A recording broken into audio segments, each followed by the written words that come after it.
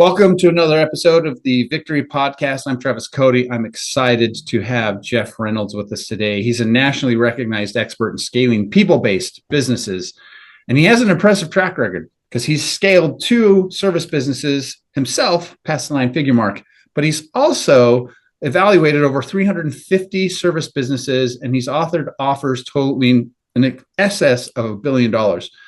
He's the founder of the PSF Accelerator, where he empowers founders and CEOs to elevate their service firms to new heights. Jeff has a deep understanding of the unique challenges faced by professional service firms, and his proven strategies for growth and success make him an invaluable resource for any entrepreneur or owner looking to accelerate and scale their business. Jeff, thank you so much for being here today. I'm so excited for this call based on your background. You've got such a unique insights, and I mean, very few people have had the privilege of scaling a business past 9 figures. So let's start there. Let's start with business number 1. Like what was your journey of getting into a company and taking it to that? Yeah. So in 2003, my wife and I got married, and we wanted a little adventure. So we moved to Los Angeles, and I joined a little consulting firm that was sort of a consumer behavior specialty firm that did insights and strategy work. It was about a 30-year-old firm, had about 100 employees, and I'd been hiring the firm, so I really liked the people, thought it'd be a great way to start our new married life, but I never understood the adventure that was going to be headed my way. Ended up being there for 18 years, became president of the company, sort of about a third of a way through the journey, sold the business to private equity so our 70-year-old founder could ride off into the sunset about 2/3 of the way through the journey, and then stuck around. So by the time I left, it was about 1,200 employees. So you started, it was 100 employees, and when you left, it was 1,200. That's right. Yeah, that's a little bit of growth. Yeah, and the original business, what I'll call the organic business, we took from 100 to 800, and then we ended up acquiring 10 companies that represented another 400 people, if you will, of that growth. So really interesting set of experiences. What was the time frame to go from 100 to 800? That would have been 18 years. So it was 18 years to get to 800. Yep. So you're adding like 50 employees basically every year. Yeah, I mean, I think it's probably right around 10-11% compound growth rate of the business over that 18-year period. Okay, so that was business number 1. What was business number 2?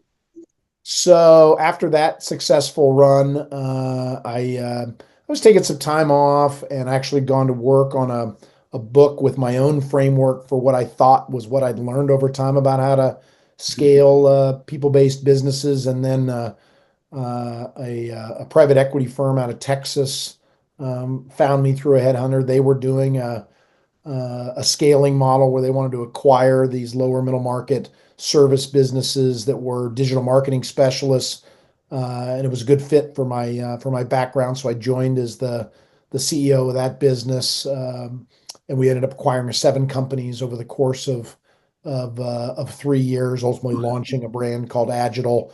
And 7 companies in 3 years. So every 6 months you were closing on a new company. Yeah, and I mean, and we looked at 250 over that 3-year period. So we had a very dedicated team to talking to these entrepreneurs, which I always enjoyed. I think maybe for some CEOs that it's called corporate development would be, I don't know, maybe they wouldn't enjoy it. I just enjoyed every one of those entrepreneurial conversations. Never fascinated me how people started those businesses, how they become successful enough to be at a level where they wanted to talk to us and we wanted to talk to them. And the majority don't work out, but it was always fun. And again, in talking to 250 of them, I learned a lot about those businesses.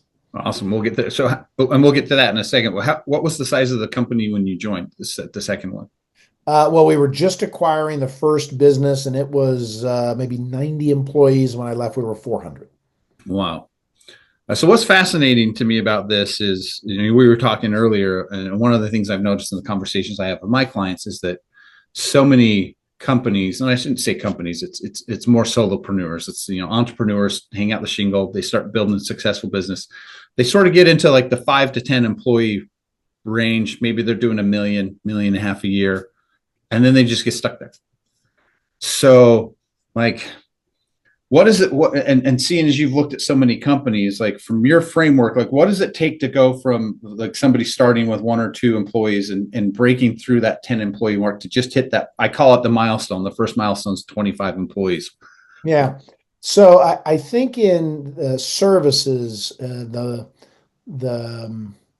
the threshold for me is around 25 employees. And I say that because usually the person that starts a service business, whether that's like a Salesforce implementation business or a strategy consulting business, or again, looked at many marketing businesses, they're usually somebody that was really good at the craft and probably had been successful at a bigger company. Maybe they'd bootstrapped it, but I'd say 80 or 90% had worked somewhere else and then wanted to go build a better mousetrap or just do it themselves. And so the first tranche of it is if they're a good leader and relatively good at sales and they are indeed good at the craft, they can build up, I think it's around 25 employees because they can attract them, they know how the work gets done, and it's really similar to what they did before. But in my mind, they really haven't started to scale the full business at that point. So I see that first tranche at around 25 employees. And I think you can get to from 25 to 50 if that leader has it's called the law of attraction. If they've attracted good leaders and because they're good people, good leaders, they built a good culture, which I ultimately think is the thing you scale in these businesses. Yeah. Culture can take you to about 50, and that's when it really hits the wall because then the span of control is more than 50. The founder can no longer see and touch everything. They can't hire everybody. And now it's all about leaders and business systems. And so you've really got to start empowering leaders to own real things. And there's a lot of people that empower leaders, they create leaders, but they don't really give them clear boundaries of what they're responsible for. Where's your garden? What Yeah. are you growing? What am I going to hold you accountable to? And so that I think that's the number one threshold is that act of letting go, becoming a leader of leaders is a really hard part of the journey because you're scared to let go of control. Because if you've gotten to 50 employees and in a service business, that might be 8, 10, 12 million in sales. You don't want to kill the golden goose. And so it's really hard to let go and develop that new set of leadership skills that's about leading leaders. Well, and I've had clients that they get up to 8 or 9 employees, and then they start to outsource some of the things, and they let go of a couple of things, and then somebody makes a devastating decision and just clobbers them financially, and then it creates the fear of like, oh, if I let go, the car goes off the track, right? Yeah. So then, I find with a lot of these folks, there's a lot of once bitten, twice shy that happens that I tried the thing. The thing was a dumpster fire. Ain't trying that thing again.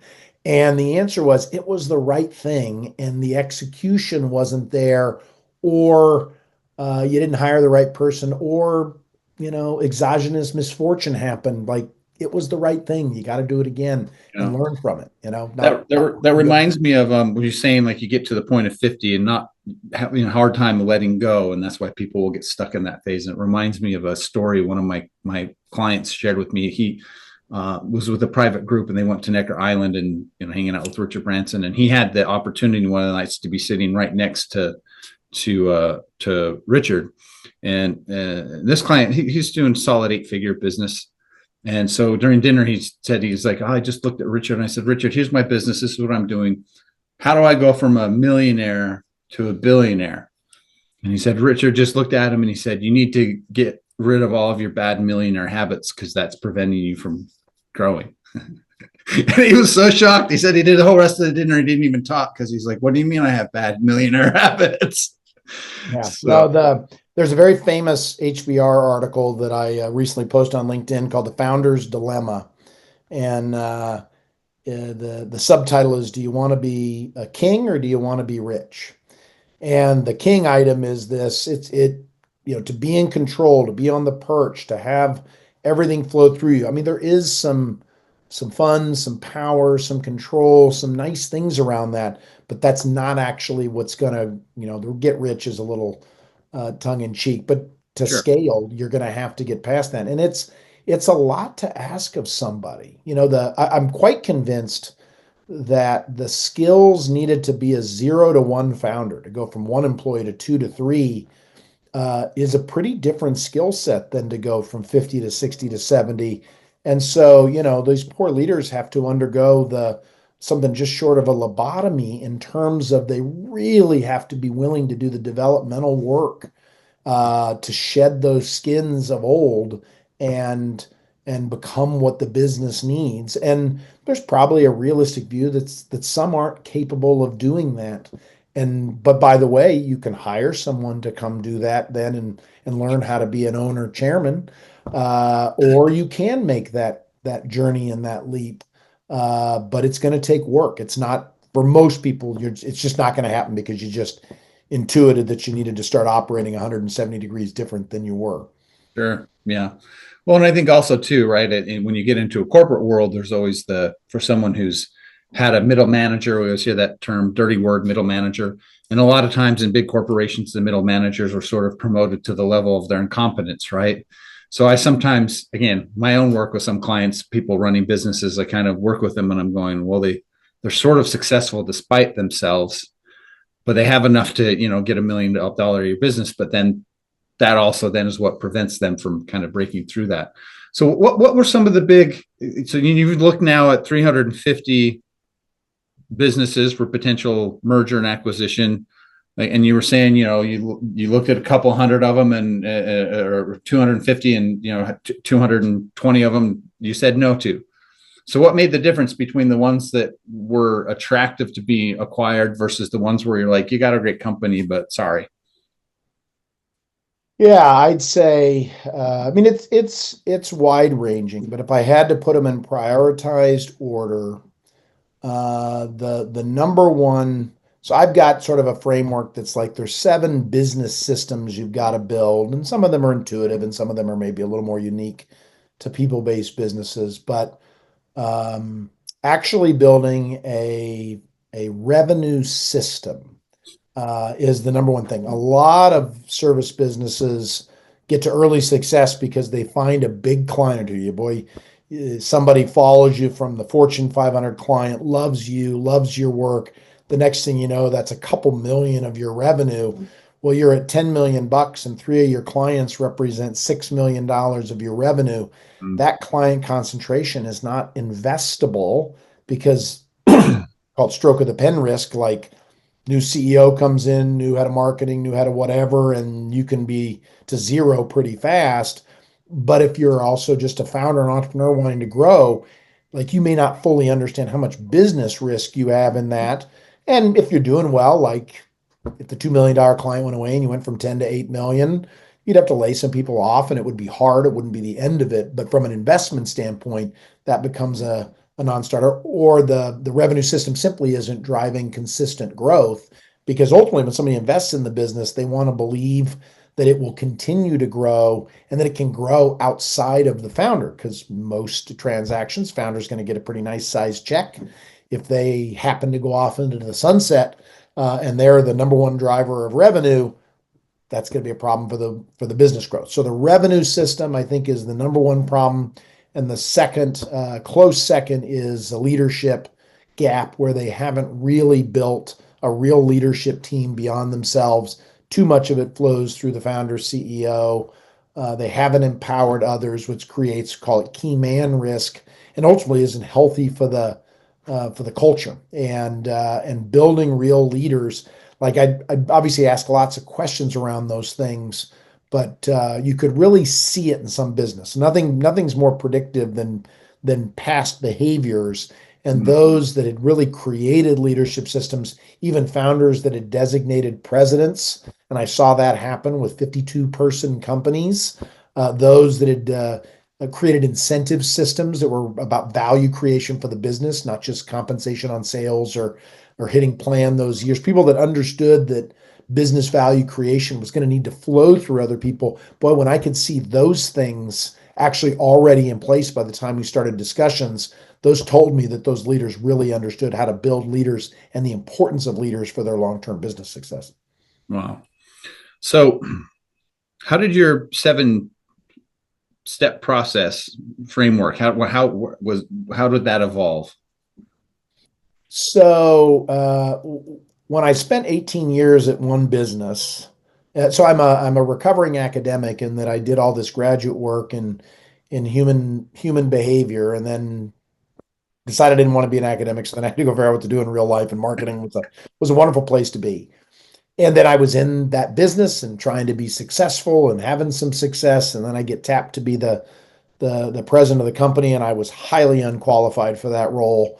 And so I was just learning by hook or by crook and on the job and mentoring. And I joined an organization called YPO and started reading lots and, just filling my mind up with how do I figure out how to help this business grow and be successful. But I think the human behaviorist never left my DNA. And so I was always looking at like what is the nature of these human systems that allow them to grow, putting a real lens on things like motivation and creativity and innovation and growth and development of those folks. And so I think my when I had time to step back and I said, and some of this is just synthesis. And I was so affected by Steve Covey's Seven Habits of Highly Effective People back in the late 80s, early 90s was sort Sure. of a book that changed my life. Seven I like as a number. And so I was really trying to boil it down, like, what are the seven things I know something about? And they're really about building systems inside of the business that accomplish these seven things. And again, I don't want to go into all the detail of it, but maybe the unusual ones are what is the motivational system of the business? Because I think in people-based businesses, if people can start their own engine every morning and you're not trying to do it with a cattle prod, you've built the right kind of business. And the secondly, I call the human data system, which is how are you getting, if people are your most important asset, how are you getting information on that that's the human information that lets if Amazon knows to the second its delivery times, why do you not understand more about your number one investment than some sort of rear view mirror financial picture that says how was our payroll last month? And there's a Wow. lot of data that firms have that can be uh, repurposed to understand it, and there's some systems that can be added that create the kind of knowledge for leaders to understand how are they doing with these. With ultimately, again, they all say it, your most important asset, the talent you got on the team. So walk me through that a little bit then. How does that look in a sort of a day-to-day organization having a human information system? Like for Yeah, you as a leader, like how especially when when you got a company that's 800, 1,200 employees, like how does that function inside of there? absolutely. So I can take you through a little bit of kind of commentary on the five stages. So from 0 to 25, you're not putting in any sort of a formal system, but you're creating a context where people share what's really going on. And that's both at I'll call it cognitive task, cool level, as well as the emotional, human, experiential level. Hmm. And it's not nothing to create an environment where people will tell truth to power and where people will be vulnerable and say, like, I'm feeling totally overwhelmed and not understanding what to do in this. So I think at the 0 to 25, you're trying to create a culture where information moves up and down. The 360 review is an execution of that, but just a world where the CEO or founder's out asking questions, talking to your rank and file to understand what's going on and caring about them as humans so that you get back human information, exposing yourself as a human to create a model that we're not all monolithically strong, never made a mistake, never had a bad day. I think is how you execute that in the early stages. And that culture becomes a building block for the whole thing. And so then as you go from 25 to 50, you're really trying to start to institutionalize that orientation. Now you're probably starting to put in more systematic performance management processes. But I think that kind of up down where people have a chance to talk about what's going on with their manager, where the CEO founder is popping in to ask people about leaders. When you see problems in the business, you're not just asking managers, you've got relationships, and you can do that up to 50 with rank and file. You can have personal relationships to get Yep. information. You're now starting to put in a real finance system.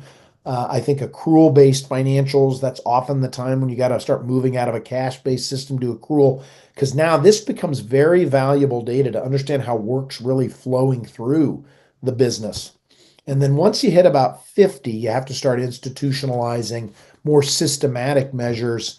And it's a simple thing, but the annual employee engagement survey is a powerful tool. And if designed right, gives you, and I think once a year is plenty, gives you a very systematic snapshot of how people are experiencing work. And I think there's always two levels that employees are evaluating it. One is sort of the day-to-day strum and drang. How was my day? How was my week? And then the second piece is periodically they stop and like, what's my relationship with the company? And you can be like, oh, I had the worst 2 weeks in the world. Client was crazy. Two people on my team quit. It was awful. What do you think about the company? I love the company. And that's very realistic because things happen.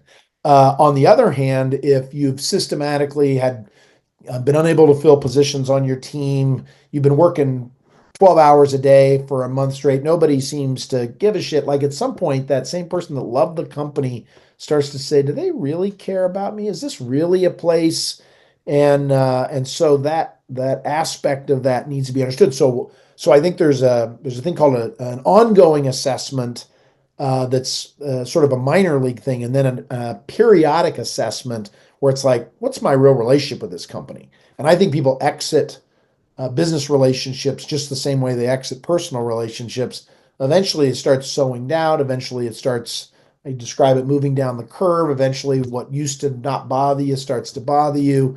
And eventually, you're shining up your resume and headed out. So, an annual engagement survey can really give you a glimpse into the experience of employees if done at the same time every year, done in systematic ways. You can begin to see very sensitive movements in what's going on with people. So I think this is where the psychologist in me, it's very specific in trying to measure these things, starts to get under the hood when the span of control gets out of the fact you can't you can't see that. And then maybe the last fourth and fifth level, and there's a lot of systems that do this now, this kind of quick check-in stuff that we'll call an employee pulse, where on a weekly basis, it's really the equivalent of you walking around the office back when there were 43 people saying, how was your week? Just asking a couple of questions so that you could understand what's going on. And if you keep a rolling 4 week average on that kind of pulse question of how was your week, and we used to have a funny scale, totally awesome, pretty good, it was fine, not great, totally sucked. Put it in the language that people would answer the question. We could watch those lines on a team, and the top two were green and the bottom two were red. And when those lines would cross, was time for us to start talking to managers about what's going on over there. And then we could help leaders who were underwater or not, because guess what? They're not always equipped to be able to figure out what to do to fix their problem. So those are examples. I've also noticed too, I think in the corporate world, especially if you get into some sort of managed position, there's also a fear of, I can't admit that I don't know what I'm doing because then I'll get fired. Right.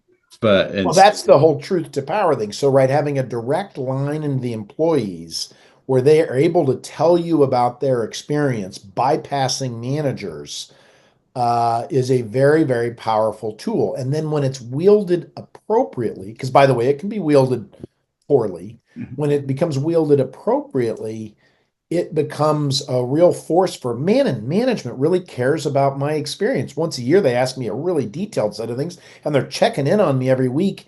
And I think you get pretty valid responses.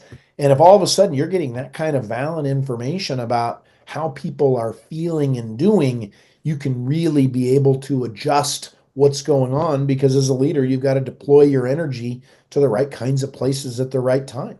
And if all of a sudden an important team is underwater and the leader's doing their best and doesn't want to admit that there's a problem, and you go and you say, hey, I'm starting to think there's a thing. Let's talk about it. How can I help you? And the number of times we did that, and within, weeks, could really, take those lines and send them back the other direction, did it over and over again. Just treating people like people. That answer is a simple thing to say, but when you start talking about being at 100 or 150 people, it needs more than that. It needs more than that. It needs a system. What over the years, having done the engagement surveys, is there one or two things from your career that jump out at you as you read it and you went, oh, wow, like that is something I would have never thought of that an employee brought to your attention?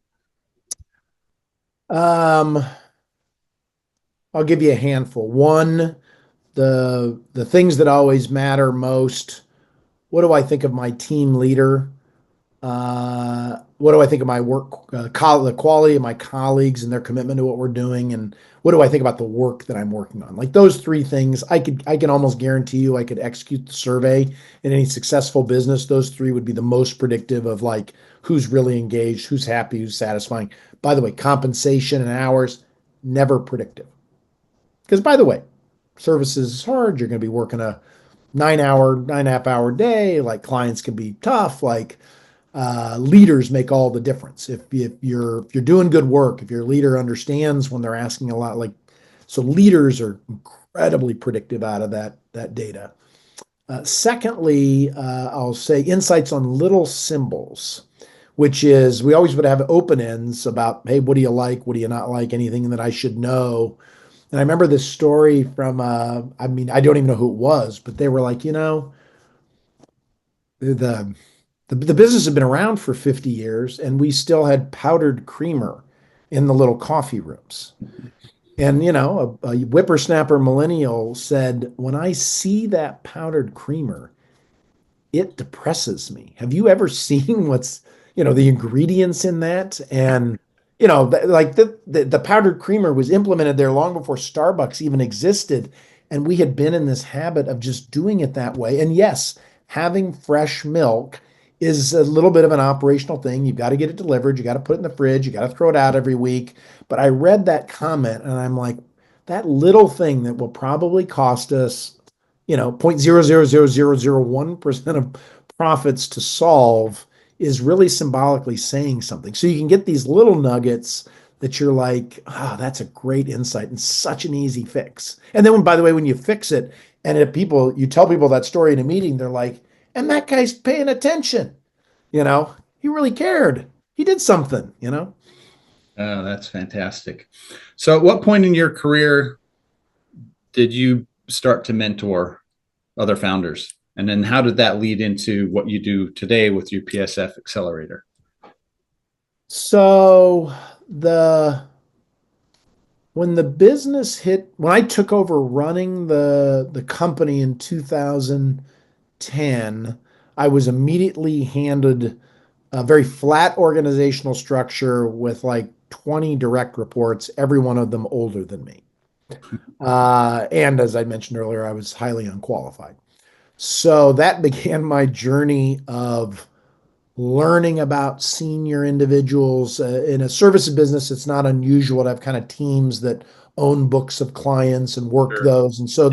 those senior people are very important. They're highly skilled. They're highly talented. They can deliver great work. They can lead teams. They can sell work. They're great with clients. Like these are impressive people. And now all of a sudden they're reporting to me. And so I don't think I had much mentorship to give in those early days, but I started to learn and I started to be in a position that I had more insights for these folks that could help them. Mm. And so I would say the 2010 to 2013 was the training wheels version of that. And maybe at 13, I really started feeling like I had something to contribute. And from that point forward, I felt really good about my ability to coach and manage senior people. And that business was growing to 1,200. So we had division presidents and a lot of complexity to that organization. And I developed that style and then launched the PSF Accelerator after I left that business and started mentoring a couple, both of which I continue relationships to this day.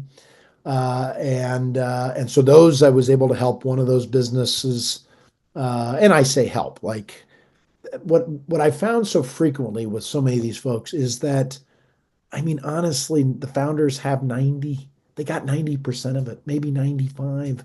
And what they need is that last 5 or 10% or somebody on their shoulder to be like, that's totally the right thing. Go do it and do it tomorrow. When there's a little indecision, oh, I'm going to spend a lot of money. Like just that little bit makes a lot of difference for those individuals. And so then once we started acquiring businesses, I got to test that out and saw that leaders just need a little bit of help in some key spots. Someone to hold up a mirror sometimes. Sometimes, I always say even Tiger Woods needs coach, right? Sometimes it's like you said you were going to practice putting for 2 hours a day, and kind of seems like you're not doing that. Have you changed your mind, or do you just need to? And it's helpful. I mean, again, I'm no gym rat, and so a personal trainer for me, man, does that help me A, always show up, and B, be way more productive because it's helpful to have somebody who's there supporting you. Yeah. So is there an ideal sort of company founder fit for who would be good for like your ideal sort of like person to bring into the accelerator? If somebody's watching this and they go, I kind of want that, like Yeah, what's sort of so I think again, I borrowed the accelerator concept from tech, sure. and I did so very intentionally because I think it's the exact same issue. The big difference with services businesses. So first of all, I think my expertise is in services. I could probably help other businesses. I'm just less confident, and so I'm not really positioned to do that, though I'd certainly entertain it. Um, but back to my points from earlier, I think it's around 25 people, which typically might be in the $5 million revenue spot that leader's really needing to start scaling and probably starting to feel less that they're in their wheelhouse that they were in for the years that it took them to get to that spot. And so I always describe the sweet spot as kind of 25 to 75. I think I've got a lot to offer at 100 or 150. There's just not very many of those businesses where there's just so many. And it's funny you used the working title of the book that I've been working on slash not working on for the last few years is indeed stuck, because that's my view, is that so many of these folks have a great run and then kind of hit a spot where they try a bunch of stuff and it's not working, and they get really frustrated, and they're probably down on themselves somewhat, and they don't know how to unlock it. And I think the vast majority of them have it within them if they want to. Some of it's put in the work, some of it's consider new ideas, some of it is shed some habits and make some changes for yourself. But I think it's quite possible. And I think out of that, a lot of value creation happens in this world. I think entrepreneurs are truly the engine of change. They're the engine of America. I'm a capitalist. I just believe so much in that creative destruction concept. And so when businesses that are doing great work fall short of their potential, I think it's kind of sad for everybody. It's sad for those founders. It's sad for those employees, and it's kind of usually taking something that the world would like. They just haven't figured out how to bring it to more folks. I love it. When Trump, in his inauguration speech, he said something I thought was interesting, where he said, America is one of the few countries where we make the impossible happen. And I'm like, when you kind of look at American history, you go, that there's a lot of there's a lot of truth behind that statement, and almost all of that comes out of the entrepreneurial space. I was laughing the other day because I was bemoaning the GPS on my car, and it's a British made car. I won't do the brand. But needless to say, I was joking. I'm like, let's see, how many big tech companies originated in England? And you just recognize American innovation, in the software space has just been unbelievable. Yeah. When you look at the Magnificent Seven as they are right now, there's something about this culture, the creativity, the innovation, this Western spirit, the creative destruction that I think is unique on the Yeah, planet. sure. Now you have a new program coming out later this year. The Founders, you told me it was Founders something. I forgot what the Well, the accelerator program really has two components to it.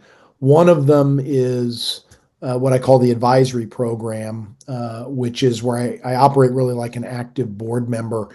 Because one of the things that's a difference between tech and services is tech almost always hits a spot where they need some money if they've got a really good concept, and service businesses almost never have a cap table. They never have to raise money. They're always bootstrapped.